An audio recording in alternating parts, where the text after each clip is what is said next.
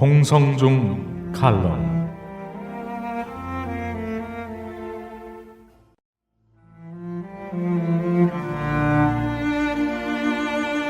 안녕하십니까? 칼럼의 홍성중입니다.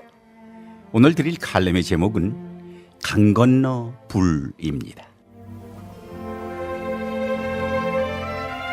강 건너 불 구경하듯 한다는 옛말이 있다. 강 건너에는 불이 나서 야단 법석이지만 강이 쪽에 사는 나에겐 아무 상관이 없으니 구경이나 한다는 의미일 것이다.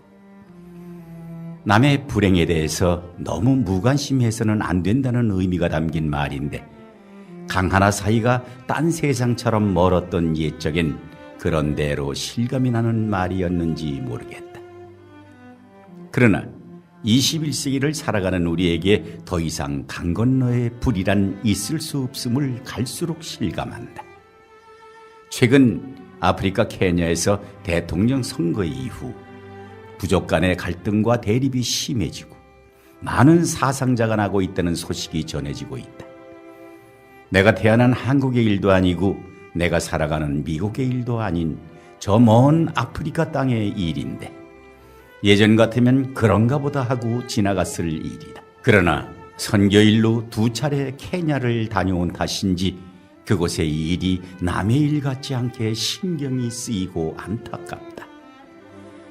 나이로비 외곽에서 부족 간 충돌이 있다는 소식에 나이로비에 계신 한국 선교사님들의 안부가 궁금해지고, 그곳에서 만났던 그 순하디 순한 눈망울의 현지 목회자들과 성도들의 안위가 걱정된다. 리프트밸리 쪽에 불악에서 부족 간 충돌이 심하고 마을이 불탄다는 소식에 그 불구스렘하고 척박해 보이던 땅에 드문드문 흩어져 있던 그곳 사람들의 집이 떠오른다.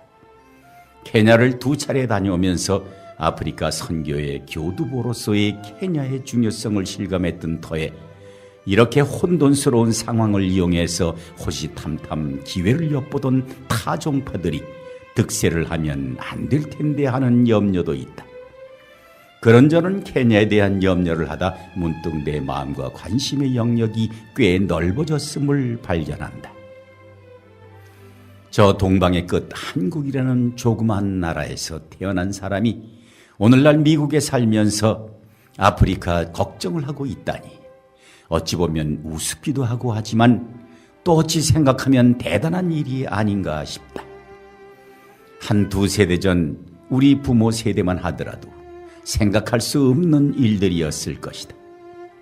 그 땅에 태어나 거기서 오밀조밀 살다가 가는 것이 수천 년 우리 조상들의 삶이었다. 불과 한 세대 만에 우리 삶의 영역은 상상할 수 없을 정도로 넓어져 버렸다. 교통, 통신수단의 발달로 세계는 마치 한 동네처럼 가까워졌다. 무엇보다도 중요한 변화는 하나님의 은혜로 이 시대의 한국인을 본격적인 선교의 도구로 사용하신다는 사실이다. 그래서 세계 오지로 나간 젊은이들이 수만을 헤아리게 됐고, 오지에 간 선교사들은 때로 수말리 떨어진 이역에서 순교의 제물이 되기도 했다. 우리 교회만 해도 그리 크지 않은 이민교회지만 거의 5대양 6대주의 파송 또는 협력 선교를 하고 있다. 그런 까닭에 더 이상 카자흐스탄의 부동산 가격 상승이 남의 일이 아니고 케냐의 소요가 남의 일이 아닌 우리 자신의 일이 돼버린 것이다. 이런 세계화의 진전을 못마땅하게 여기는 사람들도 있는 모양이긴 하다. 아마 나름대로 이유가 있을 것이다.